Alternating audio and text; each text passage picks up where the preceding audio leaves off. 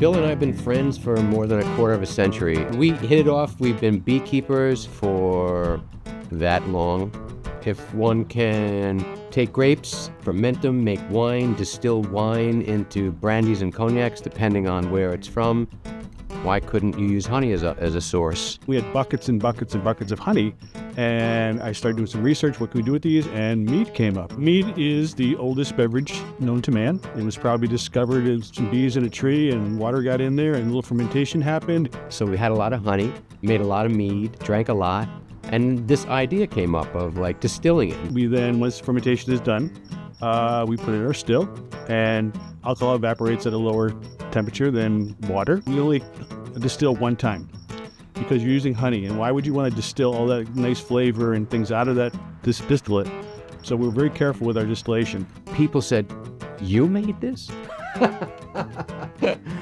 And as we explored barrels and recipes and different yeasts, we use the same barrel that a bourbon would go in, same char.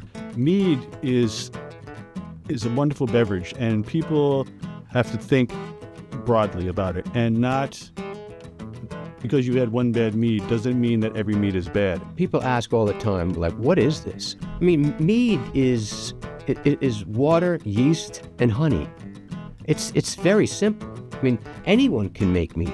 Not anyone can make a great mead or a delicious mead. That takes time and practice. It can be dry to syrupy sweet, really past dessert wine. The ones that we lean towards aren't as sweet as the rest of them. No one else is doing what we do. We do a lightly carbonated, semi-sweet, like around 8.5% ABV, so it's very drinkable. It's very different. We have a lot of fun with it. We use only raw honey, and raw honey hasn't been pasteurized. It hasn't been heated to, it will crystallize. It still preserves all the natural antibiotics and nutrients and things that are found in honey. 30% of what we consume in this country comes from honeybees pollinating something, specifically honeybees. And it's just amazing what they do. Bill and I envisioned this, for a couple of years now. And one of the things that resonated with us is when we visited various places, be it breweries or whatnot, people like to be outside. The concept was a place where people could come, experience craft cocktails and meads, which most people, we're unique. Not a lot of people are doing what we do. Look behind me. It's beautiful here. I remember someone told me once, have you ever been to Ireland, Phil? I said, no, not yet. He said, you're not going to believe how green it is there. I was like, you've never been to Schoharie County, have you? People are coming up for various reasons, as we know, from downstate and elsewhere.